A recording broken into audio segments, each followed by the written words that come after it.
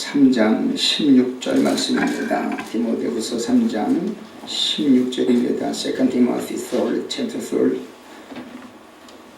디모데후서 3장 16절과 17절 말씀입니다.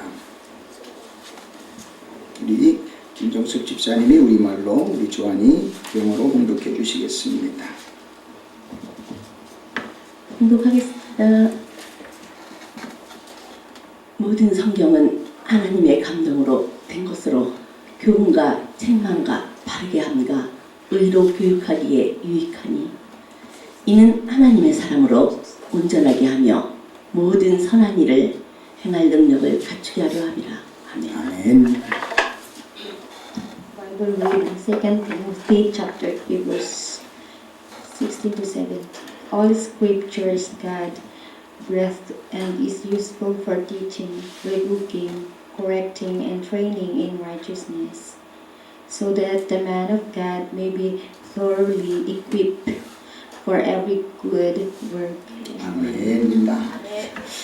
저는 여러분에게 하나님에 대해서, 예수님에 대해서, 성령님에 대해서 깊이 자세하게 말씀드리고 싶은 소원을 가지고 여러분들에게 하나님의 말씀을 전합니다. 하나님에 대해서 3번만 말씀을 드리려고 했었는데 오늘은 4번째로 말씀을 드리게 됩니다. 첫 번째는 하나님에 대해서 말씀을 드렸습니다. 그리고 2번째는 하나님을 아는 방법에 대해서 말씀을 드렸습니다. 그리고 지난 주일날은 하나님께서 우리를 위해 예비하신 하나님 나라 천국에 대해서 말씀을 드렸었습니다. 오늘은 하나님과 말씀이라고 하는 제목을 가지고 하나님께서 우리에게 무엇을 원하시는가, 또 하나님께서 우리에게 목적하시는 바가 무엇인가 라고 하는 것에 대해서 온전하게 깨달아 알 수 있는 방법 중에 하나인 이 하나님의 말씀을 한번 우리가 깨달아 보기를 원합니다.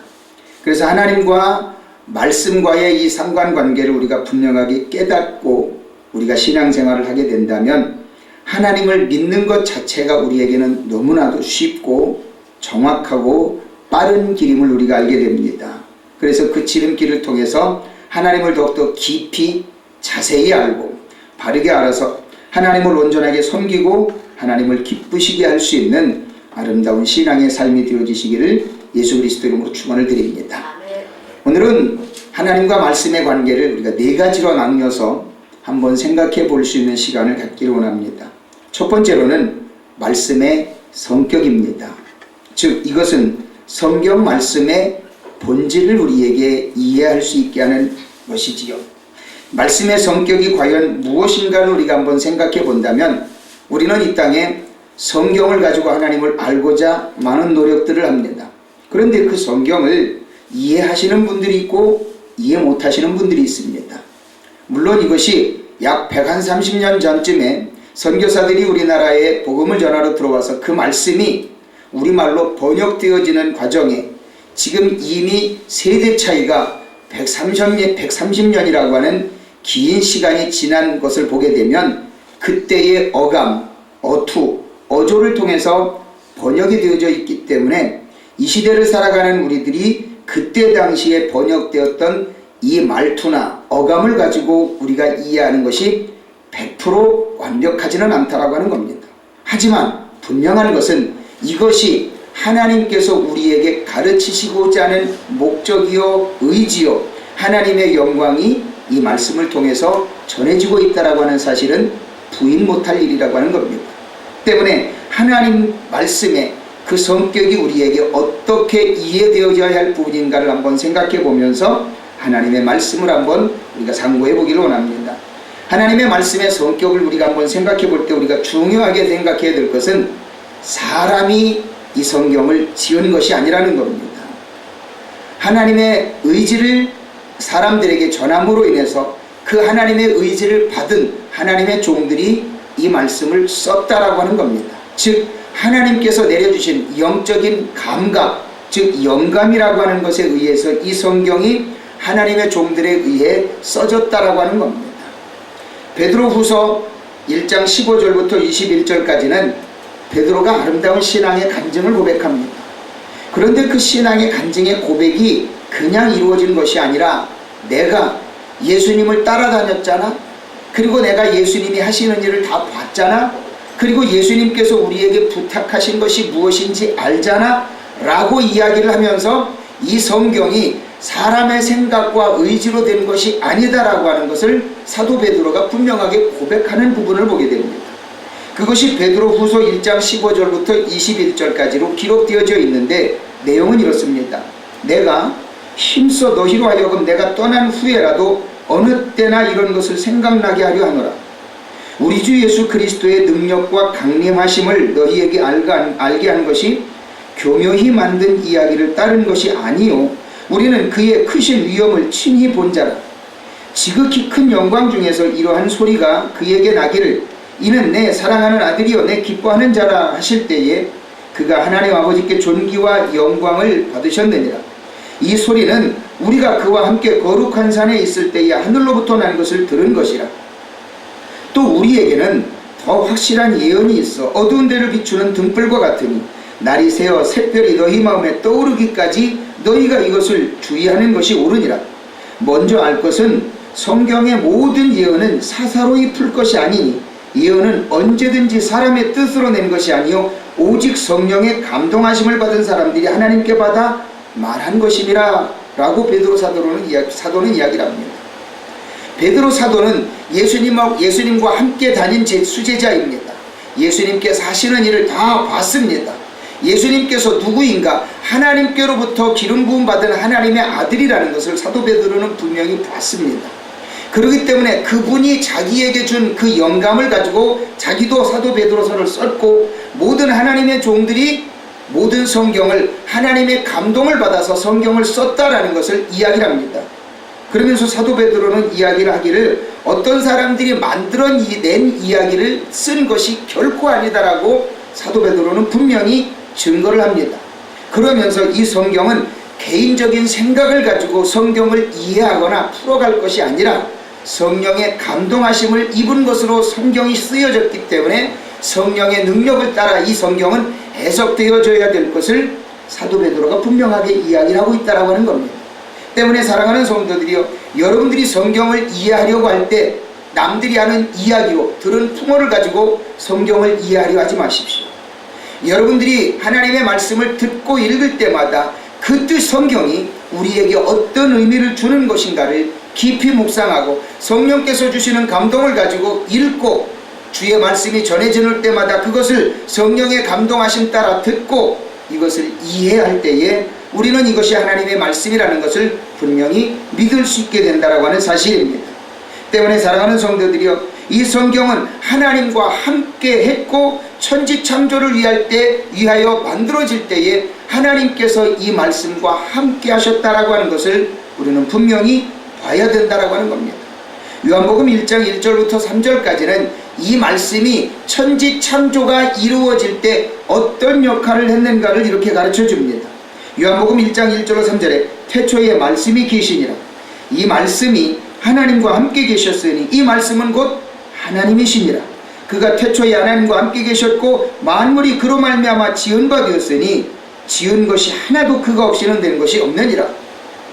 믿으시면 아멘. 이 말씀은 하나님이시라고 합니다. 이 말씀이 하나님과 함께 계셨고 이 말씀을 통해서 천지 만물을 창조하셨다라고 예수님은 분명히 말씀하시는 것을 보게 됩니다. 때문에 사랑하는 성도들이여, 저와 여러분들이 천지 만물이 창조되어질 때 사용되어졌던 이 말씀으로 하나님을 깨닫고 하나님을 이해하고 하나님을 믿게 될 때에 저와 여러분들은 이 말씀이 저와 여러분과 함께 평생을 함께 한다라는 사실을 믿으시길 바랍니다. 그래서 요한복음 1장 14절에서도 이 말씀을 분명하게 증거하기를 이렇게 이야기합니다. 말씀이 육신이 되어 우리 가운데 거하심에 우리가 그의 영광을 보니 아버지의 독생자의 영광이요 은혜와 진리가 충만하더라 라고 말씀합니다. 말씀이 육신이 되어 우리 곁에 와 계신다라고 이야기를 합니다. 이것은 도저히 인간적인 생각과 판단 가지고는 이해할 수 없고 믿을 수 없는 이야기입니다. 그러나 우리는 분명히 이해하고 믿어야 될 것이 뭐냐면 이것은 영적인 일들이기 때문에 우리는 이 말씀이 육신이 되어서 우리 곁에 와 계신다라고 하는 이 말씀을 분명하게 믿고 나아갈 때 하나님은 저와 여러분과 늘 한순간도 빠지지 않고 함께 계신다는 사실을 믿을 수 있기를 예수 그리스도 이름으로 축원을 드립니다. 또한 이 성경을 통해서 저와 여러분들이 분명히 기억해야 될 것은 이 땅을 살아가는 동안에 저와 여러분의 신앙을 넘어뜨리고 저와 여러분의 신앙을 병들게 하고 저와 여러분을 신앙에서 떠나게 하는 악한 환경 속에서 저와 여러분들이 어떻게 살아야 할 것인가 하는 것에 대해서 분별할 수 있게끔 해주는 게 바로 이 성경 말씀이라고 하는 겁니다. 이 말씀이 우리에게는 어떻게 가르쳐 줄까요? 오늘 디모데후서 3장 13절부터 17절까지, 오늘 본문의 말씀이 3장 16절부터 17절까지 말씀이지요. 그것을 더 깊이 이해시켜주는 부분이 13절부터입니다. 13절부터 이렇게 보면은 우리에게 이것을 가르쳐 줍니다. 악한 사람들과 속이는 자들은 더욱 악하여져서 속이기도 하고 속기도 하나니, 그러나 너는 배우고 확신한 일에 거하라. 너는 네가 누구에게서 배운 것을 알며 또 어려서부터 성경을 알았나니 성경은 능히 너로 하여금 그리스도 예수 안에 있는 믿음으로 말미암아 구원에 이르는 지혜가 있게 하느니라. 모든 성경은 하나님의 감동으로 된 것으로 교훈과 책망과 바르게 함과 의로 교육하기에 유익하니 이는 하나님의 사람으로 온전하게 하며 모든 선한 일을 행할 능력을 갖추게 하려 함이라 말씀합니다. 성경이 필요한 이유, 성경이 있어야 하는 이유, 성경을 내가 읽어야 하는 그 이유를 13절부터 15절까지는 분명하게 가르쳐 줍니다. 그 이유가 뭡니까? 악한 사람들은 속이기도 하고 속기도 한다라고 이야기를 합니다. 그것은 무엇을 이야기합니까? 세상 속에서 살아가는 사람들이 악한 영에 의해서 이용당하는 모습을 이야기를 합니다. 서로를 속고 속이기 위해서 서로가 존재한다라는 겁니다. 하지만 사도 바울은 베드로에게 분명하게 이야기하기를 너가 그 안에서 살아가는 성도들을 교육할 때 그런 악한 생활 속에서 살아가고 있는 그 너희 성도들을 너희가 목양을 할 때는 어떻게 되느냐? 그 안에서 성경을 가르쳐서 그들이 성경 말씀을 가지고 세상을 분별하고 세상을 이겨나가게끔 너는 그들을 분명히 가르쳐줘야 된다라고 사도 바울은 디모데에게 이야기를 하고 있다는 겁니다. 그러면서 성경을 가르쳐야 하는 분명한 이유와 당위성을 이야기할 때 오늘 본문 말씀인 16절과 17절에서는 이렇게 이야기를 하고 있다는 겁니다. 모든 성경은 하나님의 감동으로 된 것으로 교훈과 책망과 바르게 함과 의로 교육하기에 유익하니 이는 하나님의 사람으로 온전케 하며 모든 선한 일을 행할 능력을 갖추게 하려 함이라 라고 말씀합니다. 우리 다문화 가정 식구들을 위해서 한번 이해시켜 준다면 이렇게 이야기합니다. All scripture is God breathed and is useful for teaching, rebuking, correcting, and training in righteousness, so that the man of God may be thoroughly equipped for every good work. 이것은 우리 말씀으로만 이해되어질 수 있는 부분도 있지만 우리는 분명히 하나님의 말씀을 분명하게 이해할 때에 내 안에 그 말씀이 어떤 역할을 하는가도 분명하게 가르쳐 줍니다. 때문에 사랑하는 성도들이요, 저와 여러분들이 말씀을 통해서 내 안에 있는 것이 무엇인가를 알게 되고 내가 내 안에 있는 것으로 세상을 어떻게 이겨나가야 할 것인가, 그것이 과연 하나님 편에 맞는 것인가 틀리는 것인가를 분명하게 구분할 수 있어야 한다는 겁니다. 그것이 바로 내가 성경을 읽을 때 그것을 분별할 수 있게 되고 깨닫게 되고 하나님께서 기뻐하시는 삶이 무엇인가를 분명하게 이해할 수 있게 된다는 겁니다. 더더욱이 중요한 것은 많은 분들이 이야기를 할 때 아니 오늘날 신약 시대를 살아가면서 왜 우리가 꼭 구약의 말씀을 더욱더 중요시한다라고 자꾸 강조합니까? 예수님이 십자가에서 달려 죽으심으로 인하여 완성하신 그 율법을 왜 우리가 자꾸 들춰냅니까? 라고 반문하는 분들도 있습니다. 그러나 우리는 분명히 기억해야 할 것은 구약과 신약은 분명히 우리에게 똑같은 중요성을 강조합니다. 이사야 34장 16절에서는 이 구약과 신약이 우리에게 왜 중요한지를 이렇게 가르쳐 줍니다. 이사야 34장 16절에 너희는 여호와의 책에서 찾아 읽어보라. 이것들 가운데서 빠진 것이 하나도 없고 제 짝이 없는 것이 없으리니 이는 여호와의 입이 이를 명령하셨고 그의 영이 이것들을 모으셨음이라 말씀합니다. 어떤 분들은 구약 성경이 더 중요하다라고 구약만 강조합니다. 어떤 분들은 신약을 통해서 이미 구약이 완성되어졌는데 왜 구약에 매달리냐라고 이야기하는 분들도 있습니다. 그러나 우리가 분명히 기억해야 할 것은 하나님께서 이사야 선지자를 통해 미리 말씀하신 것처럼 하나님의 말씀은 어긋나는 것이 하나도 없다라는 겁니다. 예수님께서 사역하실 때도 당신이 사역의 당위성을 분명하게 이야기하실 때는 구약에 예언된 율법의 말씀과 예언의 말씀을 통해서 당신의 사역을 분명하게 설명하시는 과정들을 우리는 여러 번 보게 됩니다. 이것이 무엇을 의미합니까? 구약의 말씀이 안 중요하다라는 것이 결코 아니라는 겁니다. 때문에 사랑하는 성도들이여, 구약의 말씀과 신약의 말씀은 분명히 맞아 들어갑니다.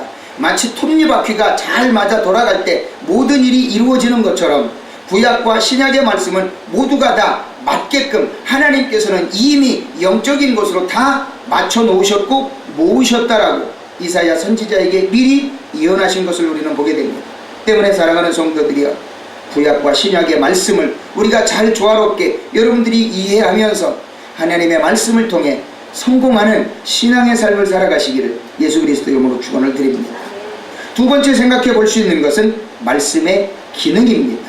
즉, 이 말씀의 기능이라고 하는 것은 말씀이 우리의 신앙생활에 어떠한 유익을 주는가 하는 것에 대해서 우리가 이해하게 된다면 여러분들은 더욱더 풍성한 신앙생활, 절대 손해보지 않는 신앙생활, 하나님 앞에 더욱더 가까이 가고 하나님과 여러분의 관계를 분명하게 형성해 가면서 하나님께서 여러분에게 주시는 그 유익을 분명하게 누릴 수 있는 유익된 신앙생활을 할 수 있는 것이 바로 이 말씀이라고 하는 것을 기억해 보시길 바랍니다. 말씀이 우리에게 유익한 이유는 과연 뭡니까?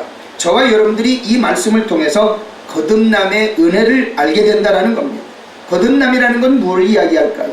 우리가 이 땅에 살아가는 동안에 악한 영에 의해서 우리가 붙잡힌 바 되어져서 지옥에 갈 영혼이 아니라 하나님의 은혜를 따라 우리가 구원함을 받고 천국 갈 영혼이라고 하는 확신을 얻게 되는 것이 바로 이 거듭남의 은혜라고 하는 겁니다. 야고보 1장 18절에서는 그 거듭남과 우리의 말씀의 역사 가운데 우리의 심령 속에 어떻게 일하시는가를 분명하게 설명해 주는데, 야고보 1장 18절은 이렇게 말씀합니다. 그가 피조물 중에 우리로 한 첫 열매가 되게 하시려고 자기의 뜻을 따라 진리의 말씀으로 우리를 낳으셨느니라 말씀합니다. 성경 말씀 자체가 우리를 진리의 말씀으로 낳았다라고 이야기를 합니다. 이것은 무엇을 이야기합니까? 내 생각대로 되는 것이 아니라 내 뜻과 의지로 되는 것이 아니라 말씀으로 인하여 우리를 변화시키고 하나님 앞에 부끄러움이 없게끔 설 수 있게 하셨다라고 하는 겁니다. 때문에 사랑하는 성도들이여, 저와 여러분들이 이 말씀을 가지고 하나님 앞에 한 걸음 한 걸음 나아가게 된다면 저와 여러분들은 이 말씀을 고백할 때마다 저와 여러분들이 하나님의 살아계심을 깨닫게 된다라는 사실을 우리는 분명히 기억해야 된다라는 겁니다. 사도 바울은 로마교회 교인들에게 하나님의 말씀이 얼마나 중요한지를, 그리고 이 신앙을 자기 스스로가 고백하는 것이 얼마나 중요한지를 편지로서 가르쳐 줍니다. 그 말씀이 로마서 10장 13절부터 17절까지를 통해서 사도 바울은 분명하게 강조하는 것을 보게 됩니다. 누구든지 주의 이름을 부르는 자는 구원을 받으리라. 그런즉 그들이 믿지 아니하는 일을 어찌 부르리요? 듣지도 못한 일을 어찌 믿으리요? 전파하는 자가 없이 어찌 들으리요? 보내심을 받지 아니하였으면 어찌 전파하리요? 기록된 바 아름답도다 좋은 소식을 전하는 자들의 발이여 함과 같으니라. 그러나 그들이 다 복음을 순종하지 아니하였도다. 이사야가 이르되 주여 우리가 전하는 것을 누가 믿었나이까 하였으니 그러므로 믿음은 들음에서 나며 들음은 그리스도의 말씀으로 말미암았느니라. 믿는 이들도 마찬가지지만 믿지 않는 이들도 그렇습니다. 주님의 말씀이 전하여질 때마다 그 말씀을 듣는 자가 있고 듣지 않는 자가 있습니다. 듣는 자가 있고 듣지 않는 자가 있고, 믿음 안에서도 하나님의 말씀을 자기의 것으로 받아들이는 자가 있고 받아들이지 않는 자가 있다라고 하는 겁니다. 그것은 무엇을 이야기합니까?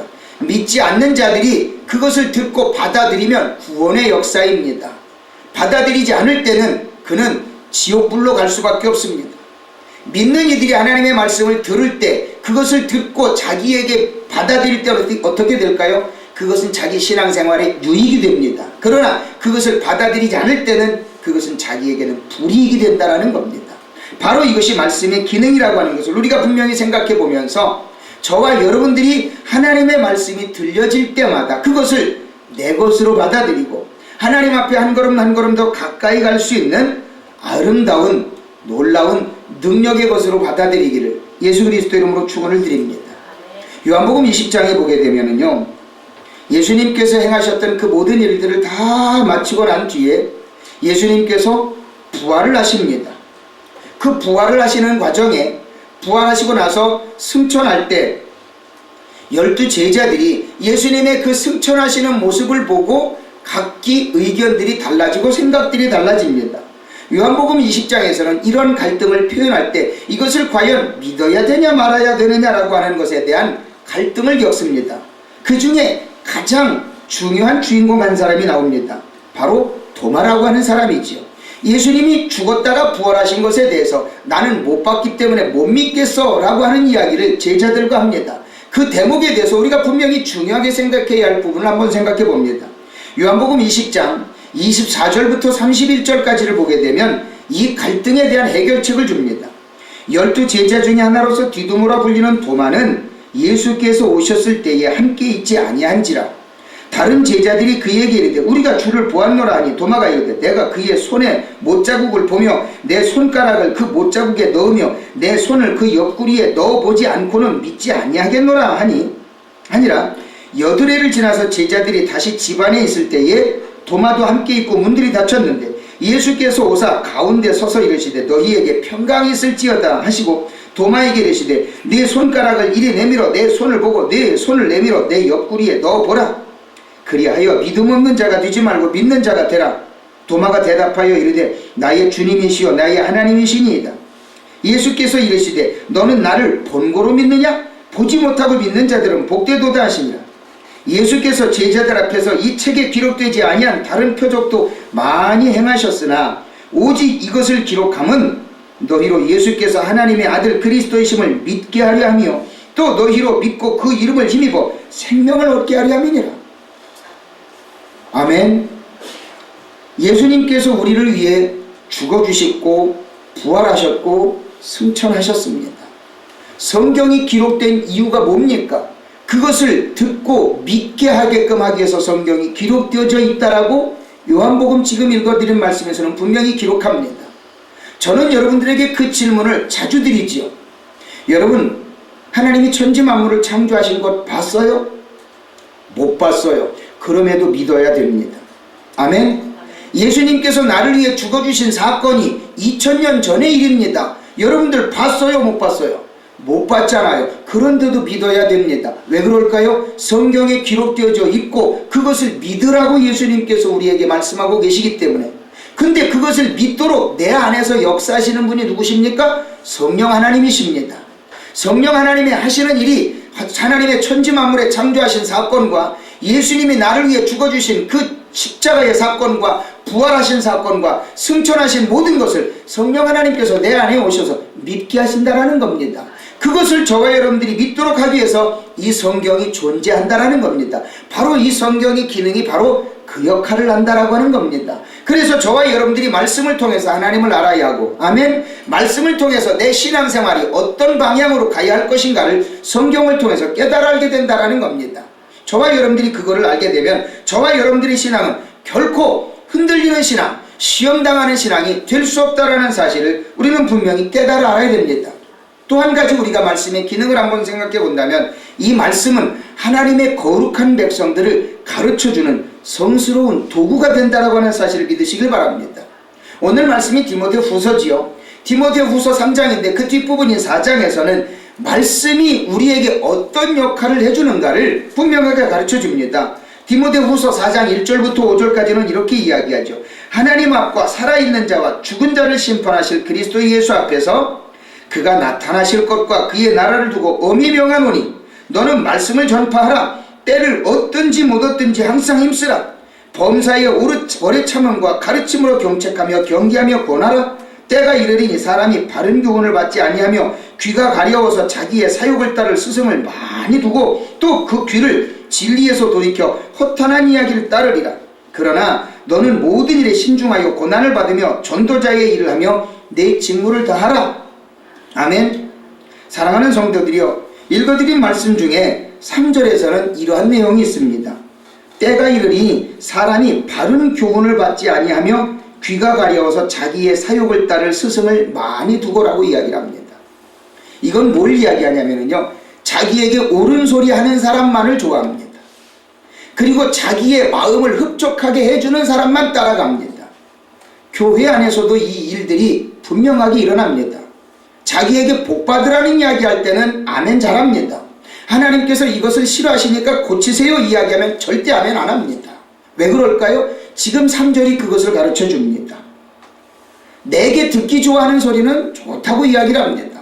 하나님께서 이것을 싫어하시니까 이것은 우리가 하지 맙시다 라고 이야기하면 얼굴 색깔부터 달라집니다. 왜 그럴까요? 자기의 마음을 기쁘게 해주는 그런 스승을 따라가기를 좋아한다라고 하는 것을 사도 바울은 디모데에게 이미 알고 가르쳐 줍니다. 그런데 이것이 신약 시대에만 있었을까요? 아닙니다. 구약 시대에도 에스겔 선지자를 통해서 하나님께서는 분명하게 이야기를 할 때 네가 내 말을 하나님의 백성들에게 전할 텐데 하나님의 내가 전하는 말을 네가 전할 때 과연 이스라엘 백성들이 그 말을 다 들을까? 아니야. 안 듣는 사람이 더 많을 거야. 하지만 그 백성들이 네가 전하는 내 말을 듣든지 안 듣든지 너는 상관하지 말고 무조건 전해 라고 하는 대목이 있습니다. 그것이 에스겔서 2장과 3장에는 이렇게 기록되어져 있는데 중요한 부분들을 제가 한번 찾아서 말씀드리면 이렇습니다. 에스겔 3장 2절 5절에는 이렇게 이야기하죠. 그들은 패역한 족속이라 그들이 듣든지 아니 듣든지 그들 가운데 선지자가 있음을 알지니라 말씀합니다. 하나님은 분명히 에스겔에게 말씀합니다. 하나님의 백성들이 듣든지 안 듣든지 전하라는 겁니다. 또 2장 7절에도 말씀합니다. 그들은 심히 패역한 자라 그들이 듣든지 아니 듣든지 너는 내 말로 고할지어다. 자, 2장과 3장을 전체를 읽어보게 되면 하나님의 말씀을 듣지 않으려고 노력하는 그 백성들의 마음을 아주 자세하게 전하져 있습니다. 제가 지금 드리는 말씀은 핵심만 짚어 말씀드립니다. 3장 10절과 11절에서는 또한 이렇게 이야기합니다. 또 내게 이르시되 인자야 내가 네게 이를 모든 말을 너는 마음으로 받으며 귀로 듣고 사로잡힌 내 민족에게로 가서 그들이 듣든지 아니 듣든지 그들에게 고하여 이르기를 주 여호와의 말씀이 이러하시다 하라. 또 3장 27절에서는 또 한 번 강조합니다. 그러나 내가 너와 말할 때에 내 입을 열리니 너는 그들에게 이르기를 주 여호와의 말씀이 이러하시다 하라. 들을 자는 들을 것이요 듣기 싫은 자는 듣지 아니하리니 그들은 반역하는 족속이라. 하나님의 말씀을 듣기를 좋아하고 듣고 고치는 자가 있는가 하면 듣지 않고 안 고치는 자도 있다라고 하는 겁니다. 똑같은 하나님의 백성임에도 불구하고 아예 듣지 않는 자들은 또한 듣지도 않거니와 듣고서 실천하는 자가 있고 듣고도 실천 안 하는 자가 있을 것을 하나님께서도 분명히 에스겔 선지자에게 이야기합니다. 사도 바울도 디모데에게 이야기하지 않습니까? 너는 때를 얻든지 못 얻든지 복음을 전하라. 믿고 듣고 믿는 자에게는 하나님의 은혜가 임하겠지만 귀가 가려워서 자기에게 듣기 좋아하는 말씀만 듣기를 좋아하는 자들은 분명히 자기 스승을 그렇게 일부러 만들 거다라고 이야기를 합니다. 오늘날 신앙의 삶을 살아가는 과정에서도 보게 되면 듣기 좋은 소리만 들으려고 애쓰는 분들이 있습니다. 내가 진정 하나님 앞에 올바른 신앙이 되어지기를 원한다면 어떻게 해야 될까요? 하나님이 내게 원하시는 말씀이 내가 듣기 싫은 소리일지언정 그것이 하나님의 뜻이라면 나 자신을 버려야 합니다. 그것이 말씀의 기능에 나를 맞춰가는 것이고 하나님께서 내게 원하시는 말씀을 들을 때 내가 해야 할 합당한 삶의 방식이라고 하는 겁니다. 그래서 성경이 존재하는 것이고 그래서 성경이 여러분에게 유익한 삶이 된다는 사실을 분명히 믿으시기를 예수 그리스도 이름으로 축원드립니다. 세 번째 생각해 볼 것은 말씀과 생활이라고 하는 부분입니다. 자, 말씀이 우리의 신앙을 성장시켜가는 과정에 얼마나 중요한 역할을 할까? 저와 여러분들은 이 대목에 분명히 귀를 더 기울여야 합니다. 왜냐하면 우리의 신앙은 날마다 성장을 해가야지 만약에 그 신앙이 멈춰버린다면 어떻게 될까요? 신앙이 멈춰버리게 되면 퇴보하는 것이라는 것 분명히 깨달아야 합니다. 가다 중지하면 아니감만 못하다라고 하는 속담이 있습니다. 우리의 신앙이 성장하다가 멈춰버리게 되면 퇴보하는 것과 똑같다라고 하는 것이죠. 바로 이 말씀의 신앙생활, 말씀과 우리의 신앙생활에는 분명한 상관관계가 주어진다는 겁니다. 바로 그것을 저와 여러분들이 이해하면서 하나님의 말씀을 어떻게 우리의 삶에 적용을 할 건가. 히브리서에서는 우리의 신앙이 어떻게 성장해 가야 하는가, 거기에 따르는 중요성이 우리에게 어떻게 적용되어져야 되는가를 이야기를 합니다. 히브리 4장 12절과 13절에서는 이 말씀의 생활이 우리에게 굉장히 중요한 역할을 해준다는 걸 가르쳐 줍니다. 히브리 4장 12절로 13절에서는 하나님의 말씀 자체가 우리의 삶에는 능력이라는 걸 가르쳐 주죠.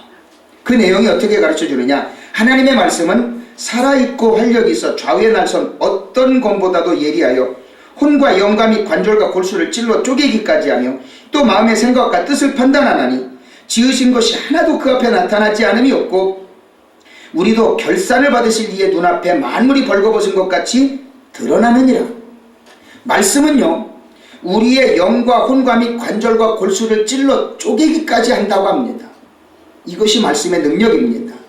말씀이 내 안에 들어오게 되면 내 심령을 변화시키는 역사가 인간이 생각하는 육체적인 것과는 전혀 다르다라고 하는 겁니다. 바로 이 말씀의 능력을 무엇으로 이야기하냐면 좌우에 날선 어떤 검보다 예리하다고 이야기합니다. 좌우에 날선 검은 뭘 이야기하냐면 옛날에 쓰는 칼로 전쟁을 치를 때는 칼이 양쪽에 날이 선 칼이 있고 한쪽에만 날이 선 칼이 있습니다. 한쪽에 날이 선 칼은 도라고 이야기를 합니다. 양쪽에 날이 선 칼은 검이라고 이야기를 합니다. 그래서 검도를 이야기할 때 우리들이 흔히 쓰는 무술에서 이야기하는 검도 할 때 그 검은 칼날이 한쪽만 서 있습니다. 그래서 검도라고 이야기를 합니다. 바로 그것을 우리가 볼 때 양쪽에 날이 선 칼을 검이라고 이야기를 합니다. 우리들이 영화에서 흔히 보는 검투사들이 쓰는 칼 있지요. 이것은 양쪽에 날이 세워져 있습니다. 여러분들이 주방에서 쓰는 칼은 한쪽에만 날이 서 있지요. 왜 하나님의 말씀을 하필 양쪽에 날이 선 검과 같다라고 이야기를 할까요? 한쪽에 날이 선 칼은 박 쓰는 방향이 한쪽뿐입니다. 그러나 양쪽에 날이 선 칼은 양쪽 방향으로 다 쓸 수가 있습니다.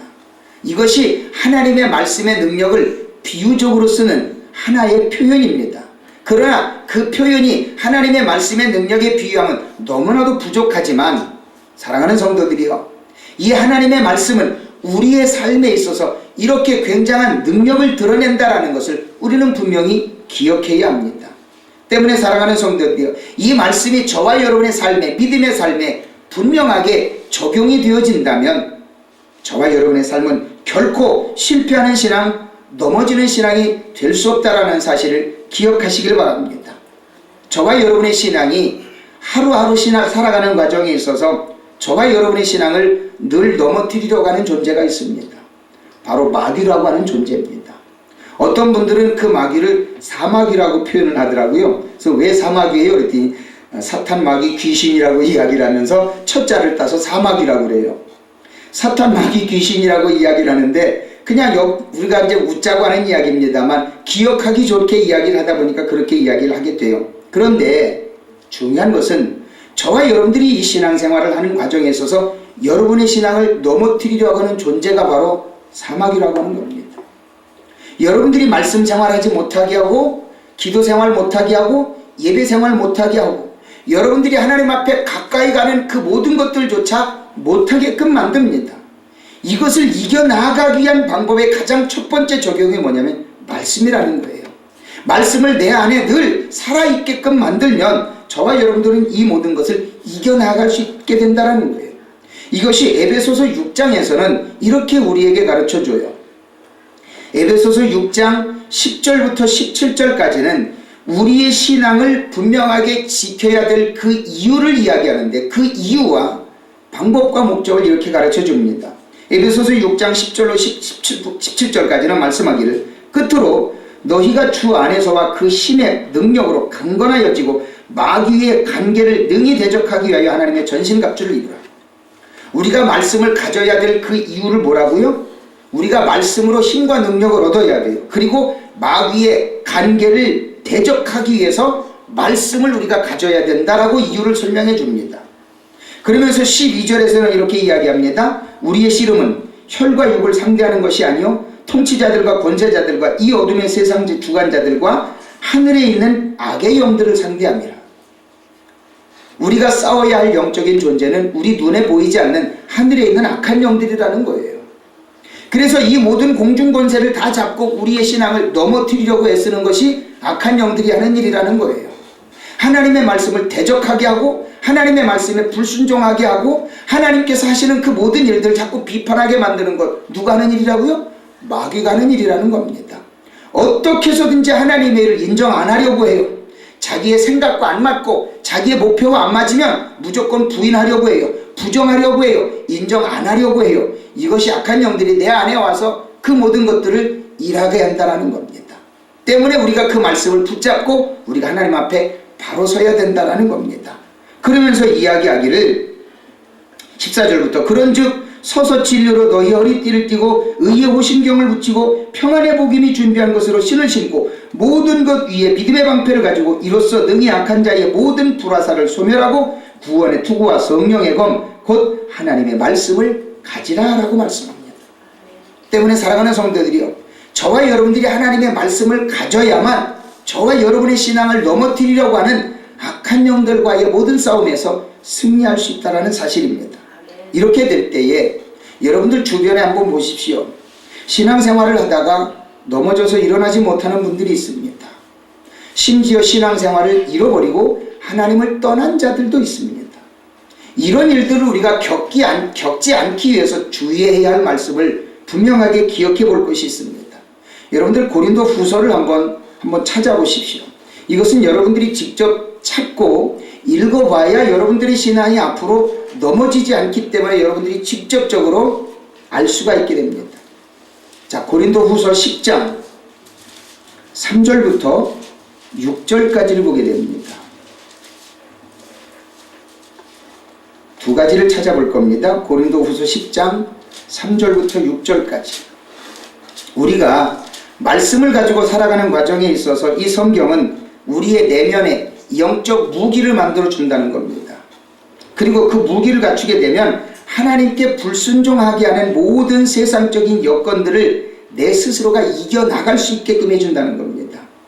바로 이 고린도후서 10장 3절부터 6절까지를 함께 천천히 합독해 봅니다. 시작. 우리가 육신으로 행하나 육신에 따라 싸우지 아니하노니 우리는 싸우는 무기는 육신에 속한 것이 아니요 오직 어떠한 진도 무너뜨리는 하나님의 능력이라. 모든 이론을 무너뜨리며 하나님 아는 것을 대적하여 높아진 것을 다 무너뜨리고 모든 생각을 사로잡아 그리스도에 복종하게 하니 너희의 복종이 온전히 될 때에 모든 복종하지 않는 것을 벌하려고 준비하는 중에 있노라. 아멘. 보십시오. 고린도후서 10장 3절부터 6절까지는 우리가 신앙생활을 하다가 보게 되면 우리의 신앙이 때로는 넘어질 때도 있다는 거예요. 그러나 그것을 이겨나가게끔 해주는 게 뭐라고요? 말씀이라는 거예요. 그리고 내 안에 그 하나님의 말씀을 불순종하게 하는 영적인 세력들을 이겨나가게끔 해주는 게 바로 말씀이라고 하는 거예요. 때문에 하나님의 말씀이 전해질 때는 무조건 아멘 하는 거예요. 저와 여러분의 신앙이 성장할 수 있도록 하기 위해서 전해지는 그 말씀이 여러분들을 결코 죽이지는 않습니다. 여러분들을 살리기 때문이라는 겁니다. 하나를 더 찾아봅니다. 히브리서 6장을 한번 찾아보십시오. 히브리서 6장을 보게 되면 자, 고린도 후서에서도 분명히 우리가 신앙으로 실패하지 않도록 가르쳐 주지만 히브리서 6장에서는 우리가 그 근본적인 문제를 완벽하게 해결할 수 있게끔 해주는 것을 보게 됩니다. 히브리 6장 1절부터 6절까지입니다. 히브리서 6장 1절부터 6절까지도 우리가 한번 합심해서 한번 합독을 한번 해보도록 합니다. 히브리 6장 1절부터 6절까지 시작. 그러므로 우리가 그리스도의 도의 초보를 버리고 죽은 행실을 회개함과 하나님께 대한 신앙과 세례들과 안수와 죽은 자의 부활과 영원한 심판에 관한 교훈의 터를 다시 닦지 말고 완전한 대로 나아갈지니라. 하나님께서 허락하시면 우리가 이것을 하리라. 한번 빛을 받고 하늘의 은사를 맛보고 성령에 참여한 바 되고 하나님의 선한 말씀과 내세의 능력을 맛보고도 타락한 자들은 다시 새롭게 하여 회개하게 할 수 없나니 이는 그들이 하나님의 아들을 다시 십자가에 못 박아 드러내놓고 욕되게 합니다. 이거 굉장히 중요한 부분입니다. 지금 1절부터 3절까지는 뭘 이야기합니까? 교회 안에서 행해지는 모든 교리적인 부분들, 우리가 신앙생활을 하면서 세례도 받고 안수도 받고 성경 공부도 하고 또 우리가 하나님께서 허락하신 신앙의 생활을 꾸준하게 살아가는 과정을 이야기합니다. 근데 그것이 3절에서 이야기하는 것처럼 하나님께서 허락하시면 우리가 이것을 하리라 라고 말씀합니다. 우리의 신앙생활 자체는 내가 하는 것이 아니라 하나님께서 인도해 주시는 삶입니다.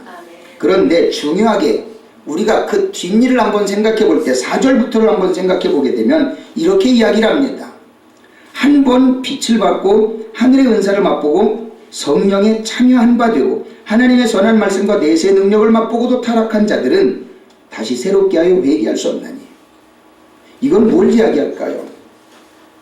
신앙생활 잘 하다가 스스로 넘어진 자, 가뜩이나 성령의 은사까지 맛봤음에도 불구하고 자기 신앙을 스스로 버린 자들, 이건 하나님께로부터도 버림받는다는 겁니다. 굉장히 중요한 부분입니다.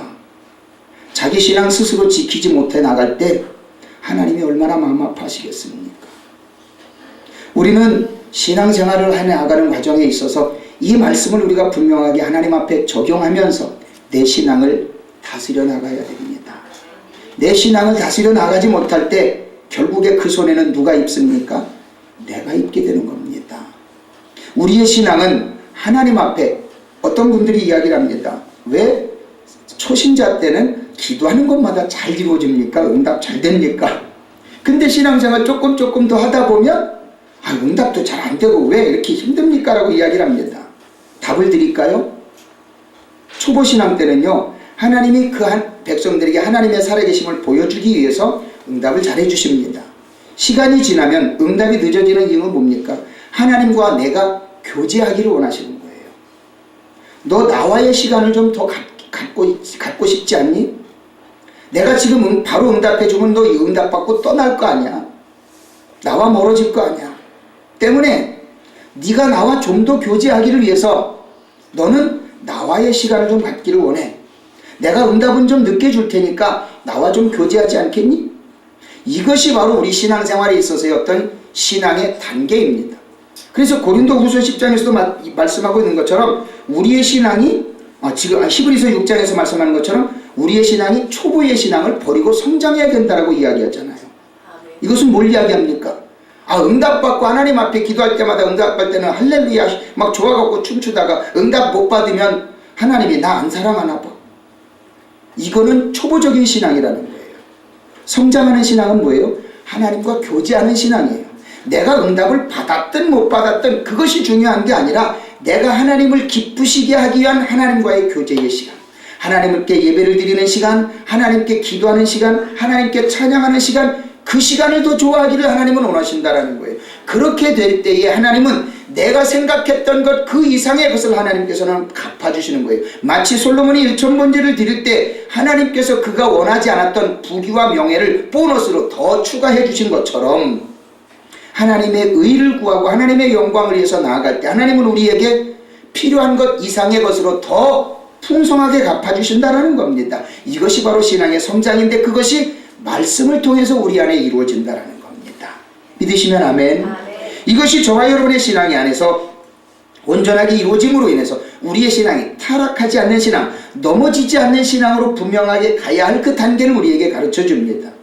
때문에 사랑하는 성도들이요, 넘어져 있는 신앙인들을 보면서 우리는 분명히 나 스스로를 자성해야 합니다. 탈무드에는 그런 얘기가 나오지요. 똑같은 두 사람이 굴뚝 청소를 하러 들어갑니다. 굴뚝 청소를 들어가서 청소를 다 하고 나옵니다. 근데 한 사람의 얼굴에는 검정이 묻어 있습니다. 한 사람의 얼굴에는 검정이 안 묻어 있습니다. 수수께끼입니다. 누가 먼저 가서 세수를 할까요? 안 묻은 사람이, 마리아 집사님 너무 현명하셔. 왜 그런지 아십니까? 검정이 묻어있는 얼굴을 본 깨끗한 얼굴을 가진 그 사람은 나도 묻었겠네? 저게 내 거울이네? 그러고 자기가 세수를 합니다. 검정 묻은 사람은 깨끗한 얼굴 보고 나는 괜찮겠지? 하고서 세수 안 합니다. 탈무드가 얼마나 지혜롭습니까? 여러분의 신앙이 그래야 됩니다. 넘어져 있는 신앙이를 보고 나를 봐야 합니다. 넘어져 있는 신앙인을 보면서 나는 하나님 앞에 어떤 모습일까를 생각해 봐야 합니다. 그것이 내가 하나님 앞에 바로 설 수 있는 방법이요, 내가 하나님 앞에 은혜를 유지하고 하나님의 뜻을 이 땅에 이루는 도구가 되어질 수 있다라는 분명한 사실 앞에 저와 여러분들이 나아가시길 바랍니다. 네 번째입니다. 우리는 말씀 생활을 해 나아가는 과정에 있어서 내 신앙 생활에 방해가 되는 요소들이 분명히 있다는 겁니다. 바로 말씀과 경계해야 할 부분입니다. 내가 하나님 앞에 가까이 나아가는 그 말씀 생활을 통해서 우리가 분명히 방해되는 요소들을 제거해야 되는데, 그 제거할 수 있는 방법들을 우리는 분명히 깨달아 알아야 되는데, 그건 뭐냐면 분별력을 가져야 된다는 겁니다. 내 심령 안에 어떤 분별력을 분명하게 가지지 못하면 말씀을 빼앗기게 됩니다. 예수님께서는 말씀이 전해지는 과정에 네 가지의 밭을 이야기를 합니다. 돌짝밭, 길가밭, 가시밭, 그리고 옥토밭을 이야기를 합니다. 여러분의 마음의 밭은 어떤 밭이 되어져야 할까요? 옥토밭이 되어져야 합니다. 길가밭, 돌짝밭, 가시밭길은요, 하나님의 말씀인 복음이 떨어져도 싹이 나지를 못합니다. 때로는 싹이 났어도 말라버리고 빼앗겨버립니다. 옥토밭이 되면 받는 즉시 싹이 나고 잎이 나고 열매를 맺게 됩니다. 바로 그것이 말씀 생활을 해나가는 과정에서 내가 어떤 분별력을 가졌느냐에 따라서 우리의 신앙이 성장할 수 있는 단계로 간다라고 하는 겁니다. 야고보서 1장 22절부터 26절까지는 우리가 살아가는 과정에 있어서 말씀을 실천하는 삶을 살아야 될 것에 대해서 분명하게 이야기를 합니다. 야고보 1장 22절로 26절에 너희는 말씀을 행하는 자가 되고 듣기만 하여 자신을 속이는 자가 되지 말라. 누구든지 말씀을 듣고 행하지 아니하면 그는 거울로 자기의 생긴 얼굴을 보는 사람과 같아서 제 자신을 보고 가서 그 모습이 어떠한 것을 곧 잊어버리거니와 자유롭게 하는 온전한 율법을 들여다보고 있는 자는 듣고 잊어버리는 자가 아니요 실천하는 자니 이 사람은 그 행하는 일에 복을 받으리라. 누구든지 스스로 경건하다 생각하며 자기 혀를 재갈 물리지 아니하고 자기 마음을 속이면 이 사람의 경건은 헛것이라. 탈무드에 나오는 교훈을 말씀드렸죠. 남을 보고 나 자신을 보아야 합니다. 그리고 내 신앙이 경건하다고 아무리 경건해도 자기 자신의 신앙을 자랑하지 마십시오. 이것이 나 스스로를 지키는 것이요, 악한 마귀가 나를 넘어뜨리려 하는 그 모든 것에서 나를 이겨낼 수 있는 분별력의 가장 기본적인 삶이라는 사실입니다. 또한 이 영적인 분별력을 갖기 위해서 디모데후서 2장 15절로 17절에서는 분명히 우리에게 또한 말씀을 따라 분별해 나갈 것을 가르쳐 줍니다. 디모데후서 2장 15절로 17절에 너는 진리의 말씀을 옳게 분별하며 부끄러울 것이 없는 일꾼으로 인정된 자로 자신을 하나님 앞에 드리기를 힘써라. 망령되고 헛된 말을 버리라. 그들은 경건하지 아니하며 점점 나아가니 그들의 말은 악성 종양이 퍼져나감과 같은데 그 중에 후메네오와 빌레도가 있느니라. 똑같이 말씀을 배웠어요. 근데 후메네오와 빌레도는 말씀을 올바르게 못 배우고 이단론자들이 이야기하는 거에 귀가 솔깃해가지고 빠져넘어갔어요. 오늘날 많은 하나님의 백성들 중에도 말씀을 옳게 분별하지 못하고 이단 교회들에게 넘어가는 자들이 있습니다. 이거는 교회가 잘못해서일까요? 본인이 잘못해서 넘어가는 겁니다. 그 책임은 누구에게 있을까요? 유다서에서도 분명히 이야기를 합니다. 이단론자들이 오거든 인사도 하지 말랍니다. 그건 누구에게 잘못이 있기 때문에? 본인에게 잘못이 있기 때문에. 교회 잘못, 하나님 잘못 아닙니다. 자기 신앙 온전하게 분별하지 못한 자기 책임이라는 겁니다. 때문에 사랑하는 성도들이여, 그들을 불쌍하게 여길지언정 그들과 논쟁하지 마십시오. 여러분들마저 넘어갑니다. 저와 여러분들이 분명히 알아야 될 것은 하나님 앞에 나아가 나 자신이 진정한 예배자로 서서 하나님을 영화롭게 할 수 있는 아름다운 삶으로 나아가야 할 것을 분명히 기억해야 합니다. 말씀 한 구절을 더 한번 찾아볼까요? 이사야 66장을 한번 보십시오. 이사야서는 66장까지 있어요. 이사야 66장을 보게 되면 하나님께서 이사야 선지자를 통하여 이스라엘 백성들에게 하나님의 말씀을 완벽하게 전합니다. 그 전하는 모든 과정을 통해서 하나님의 말씀으로 분명하게 서야 될 것을 이야기하면서 하나님 앞에 어떠한 예배자가 되어져야 될 것인가, 내 마음의 자세가 어때야 될 거냐 하는 것에 대해서 가르쳐 주는데 굉장히 우리에게 가슴 찔리는 이야기들을 하나님께서 많이 해주십니다. 이사야 66장을 한번 봅니다. 이사야 66장을 한번 차근차근히 한번 생각해 보면서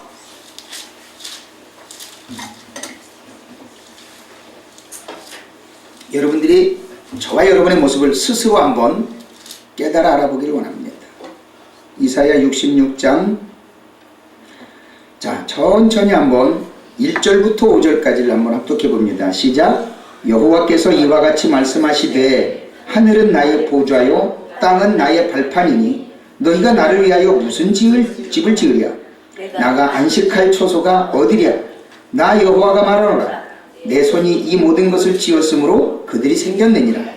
무릇 마음이 가난하고 심령이 통회하며 내 말을 듣고 떠는 자 그 사람은 내가 돌보려니와 소를 잡아드리는 것은 살인함과 다름이 없이 하고 어린 양으로 제사 드리는 것은 개의 목을 꺾음과 다름이 없이 하며 드리는 예물은 돼지의 피와 다름이 없이 하고 분향하는 것은 우상을 찬송함과 같이 다름이 없이 행하는 그들의 마음은 가증한 것을 기뻐한즉 나 또한 유혹을 그들에게 택하여 주며 그들이 무서워하는 것을 그들에게 임하게 하리니 이는 내가 불러도 대답하는 자가 없으며 내가 말하여도 그들이 듣지 않고 오직 나의 목전에서 악을 행하며 내가 기뻐하지 아니하는 것을 택하였음이라 하시니라.